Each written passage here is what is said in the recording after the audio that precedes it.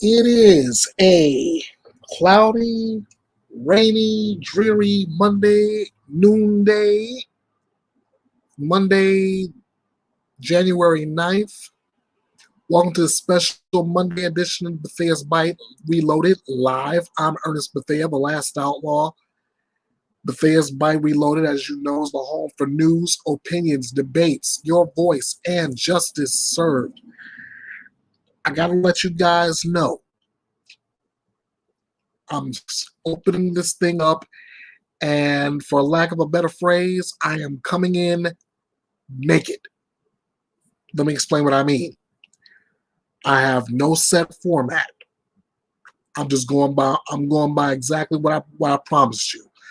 I want to get a conversation going over the Anna Welshe disappearance, and I want to talk about the 6-year-old who shot his teacher in Newport News, Virginia.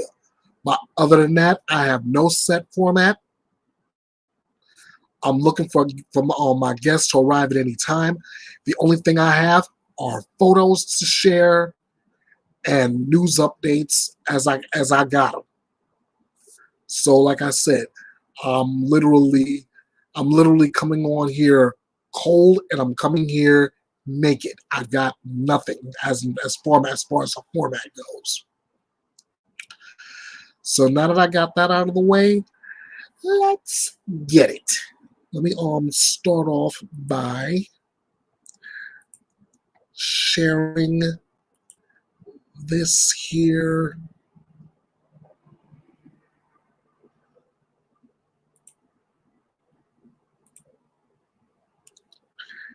If I can, I want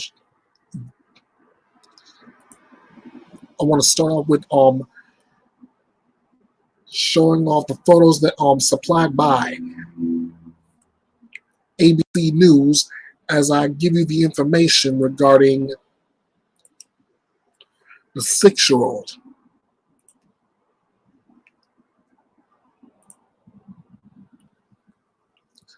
Many questions remain unanswered after a 6-year-old student allegedly shot and injured a teacher at a Newport News, Virginia elementary school. Newport News Mayor Philip Jones said in a statement this weekend that police were working diligently to get an answer to the question we're all asking. How did this happen? Here's what ABC News knows. Basically, this is what we know.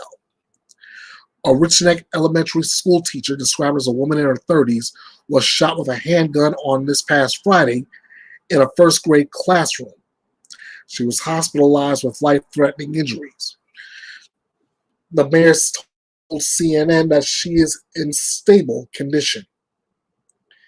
The shooting took place during an altercation between the teacher and the student, without providing more details. No students were injured, and the 6-year-old suspect was taken into custody. As far as the gun goes, Newport News Police Chief Steve Drew said officials were looking into how the 6-year-old obtained the handgun. Authorities haven't made public who owns the gun or how the 6-year-old got the gun into the school. A motive has also not been released. Authorities haven't elaborated on the altercation between the student and teacher, but the police chief told reporters Friday that the shooting was not accidental. And in regard to the 6-year-old, the mayor didn't release where the 6-year-old is being held, but he told the Associated Press, quote, "We are ensuring he has all the services that he currently needs right now," end quote.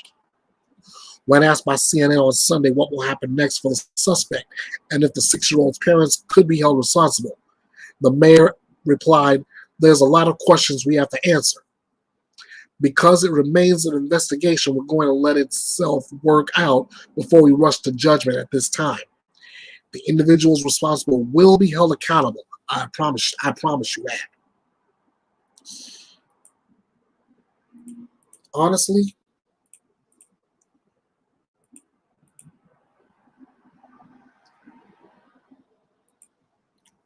I really don't know anything else further to say regarding this. I'm still trying to figure out how he got the hold of the gun in the first place. Anybody who owns any type of weapon knows to keep it out of reach of children. It's like the same warning you have for medicine. You keep it out of your reach of children because it's harmful to the child. It's harmful to whomever gets a hold of it. It's harmful to who ends up on the receiving end of it.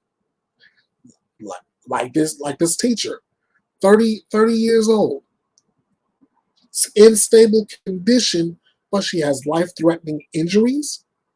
That should not even be. This kind of thing. This is the kind of thing that should never happen to anybody at any given time.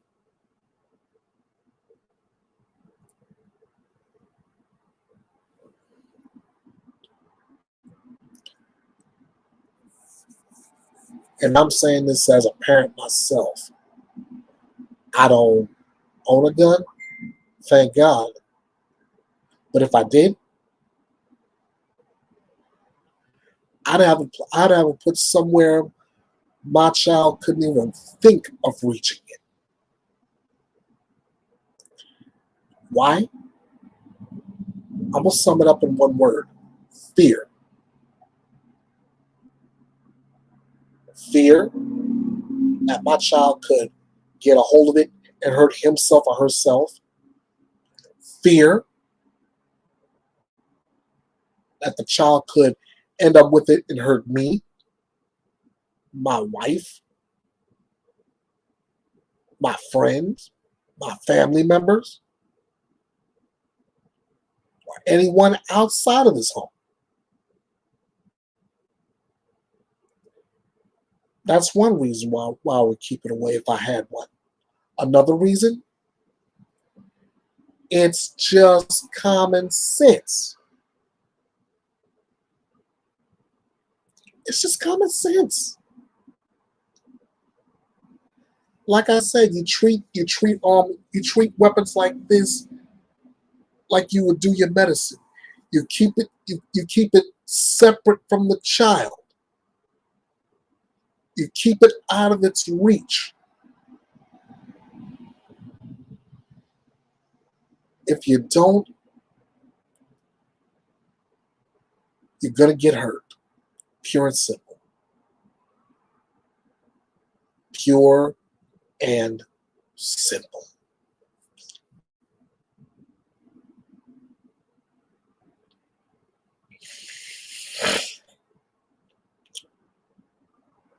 Anybody want to jump on any time regarding this story or the next that I'm about to cover? Please, I want to hear from you. And also, you have 7 ways to get in contact with me, which I will have at the end of this video. Right now, I want to direct your attention to this picture. On your left is Anna Welshe. Anna Welshe is currently missing. On your right is her husband, Brian Welshe. Brian Welshe is currently under house arrest. I'll explain. This article that I'm bringing to you is courtesy of ABC News. A bloody knife was recovered from the Massachusetts home of Anna and Brian Welshe, with the latter being seen buying over $400 worth of cleaning supplies the day after his wife went missing. Anna Welshe, age 37, of Cohasset, Massachusetts, has been missing since New Year's Day between 4 and 6 a.m. Brian Welshe was arrested on Sunday on charges of misleading police during their investigation. Brian Welshe appeared in court Monday morning for an arraignment hearing. He was charged with one count of intimidation of a witness on January 8th and has entered a not guilty plea. His bail is set at $500,000, despite a request for little to no bail from his lawyer. After obtaining a search warrant, police entered the home and discovered blood in the basement area and a partly damaged knife with blood as well. That's according to Norfolk Assistant District Attorney Lynn Beeland said during this hearing. She said that Welshe told police that his wife left the house around 6 a.m. on the 1st of January to catch an Uber or Lyft to the airport. Anna Welshe works in Washington, D.C. In the course of the investigation, police were notified around January 4th by Anna Welshe's employees that she had not shown up for work. This was the first time she was reported missing. Up until this point, the defendant had not notified anyone that she was missing. However, Brian Welshe's lawyer, Tracy Minor, argued that her employees contacted police as a result of Brian Welshe calling his wife's employer, stating he hadn't heard from her. Mr. Welshe has given several interviews. We have consented to searches of his home. We have consented to searches of his property, Minor said. He has been incredibly cooperative. Investigators discovered she had a plane ticket for January 3rd, not January 1st, which she did not use. Police checked and determined no Uber or Lyft picked Anna up on January 1st, and her cell phone pinged in the house on January 1st and 2nd, when Brian Welshe said she had already left. Brian Welshe was on house arrest prior to his arrest and was supposed to report his whereabouts if he was to leave the house. He told police he went to his mother's house on January 1st, but it took him later than usual because he got lost, as well as Whole Foods and CVS. However, police found no surveillance footage of him going to either store, as well as any receipts for items purchased.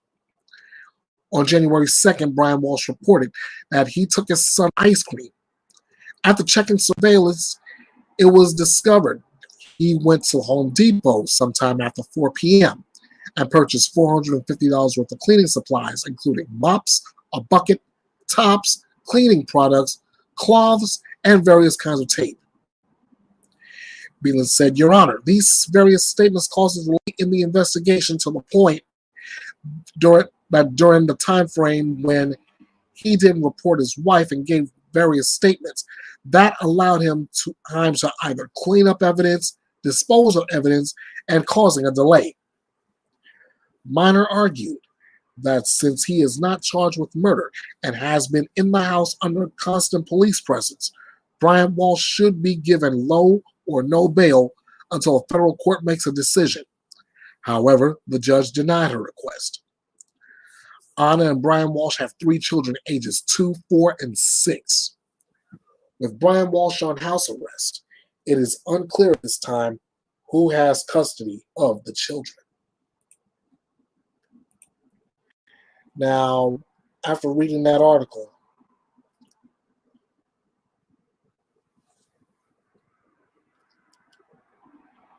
it seems to me, and this is just my opinion, ladies and gentlemen,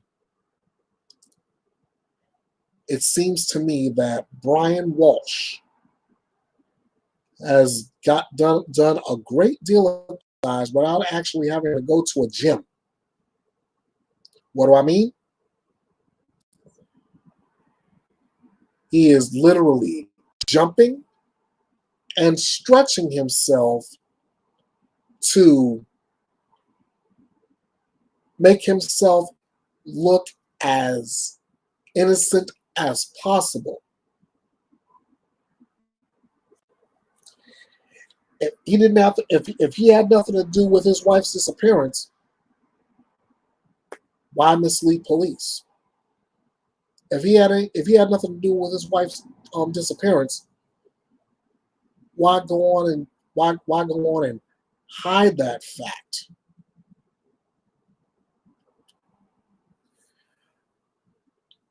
Again, my opinion and my opinion only. I think not only did he have something to do with his wife's murder, and I'm praying to God that I am way off base here, but I believe he may have hurt his wife. Maybe to the point of murder. But again, I hope I'm wrong. I really hope I'm wrong.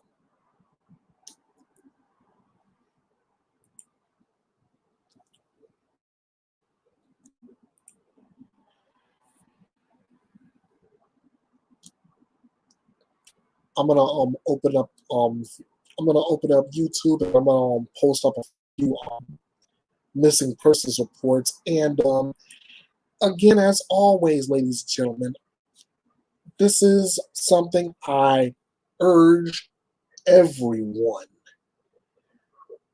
especially when it comes to missing persons. If you see something, say something, please. The object here is to bring the missing home safe. I can't express that enough. So, that being said, I'm going to start here.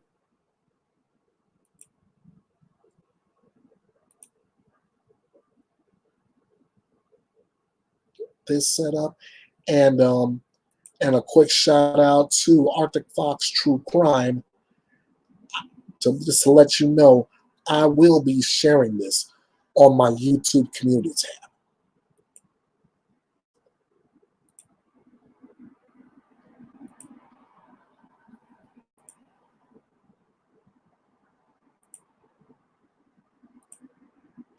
What is going on, YouTube? This is ArcticFox. Welcome back to the channel.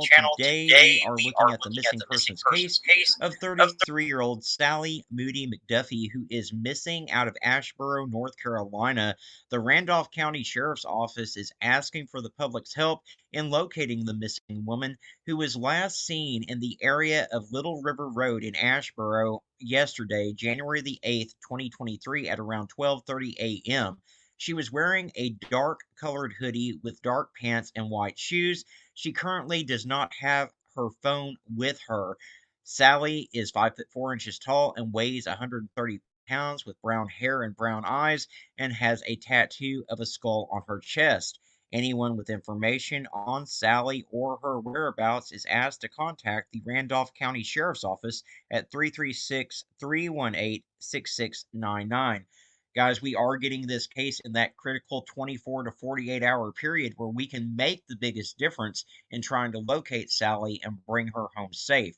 What I need you guys to do is to give the video a like. It does help more people to see Sally's face, and the more people that see her, the better the chances are that we can bring her home safe. Also, if you're not subscribed to the channel yet, consider clicking that subscribe button. It certainly helps the channel out, and if you ring that notification bell, you'll always be alerted when I post another missing persons video.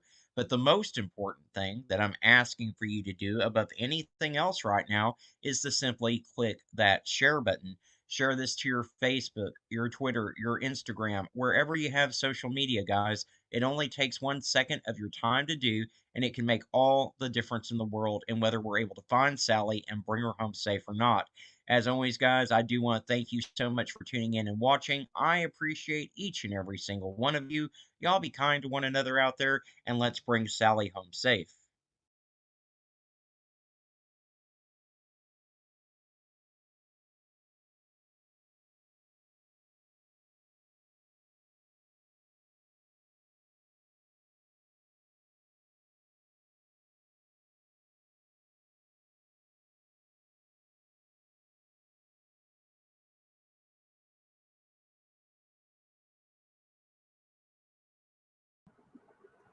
Thanks to ArcticFox True Crime for that update on Sally Moody McDuffie. Again, if you have seen her, if you have any information regarding her whereabouts, please, I can't stress it enough. If you see something, say something. Call the number you just saw on your screen, or call 911. Let somebody know. Oh, let's bring Sally home safe. All right, I know this. This was a short version. I expected to have people on to discuss these two cases. They didn't show it, but it's okay. It happens. But I'm fortunate to get the information out there to you and express my opinion. But now as I get ready to end this video, I turn that part over to you. What do you think happened as far as the 6-year-old? How do you think he got a hold of the handgun? Should the parents be responsible? As far as the Anna Welshe case, where is Anna? Did the husband have something to do with it? And Anna's another if you see something, say something type case too. If you have any information on her whereabouts, contact law enforcement. Contact somebody that can bring Anna home safe. That's all I can express to you. So that's it for the special edition of Bethea's Byte Reloaded. I want to thank you for watching.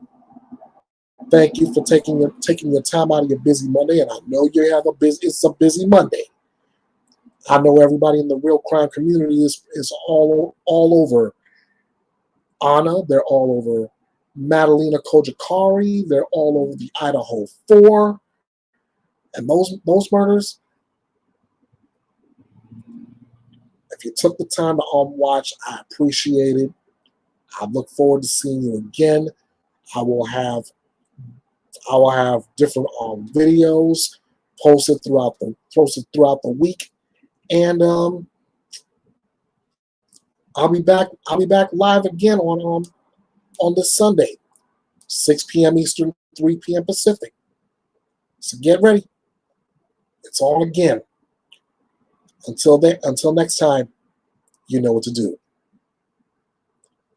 Byte. Hey guys, this is The Last Outlaw. Thank you all for the love and support of Bethea's Byte Reloaded. I cannot stress enough how vital you are to this channel. This thing doesn't run without you. So from the bottom of my heart, I say thank you a million times over.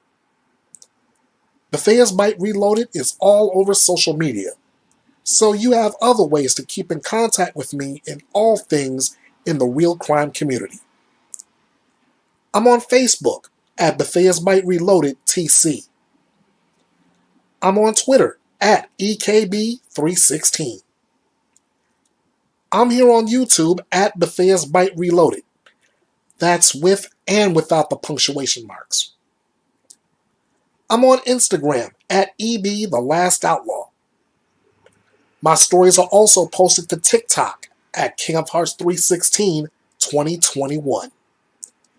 You can email me at kingofhearts316_09 at outlook.com. And you can hit me up on the message forum at www.betheasbyte.com. This is the home for news, opinions, debates, your voice, and justice served. This is Bethea's Byte. And it's reloaded. This is Bethea's Byte.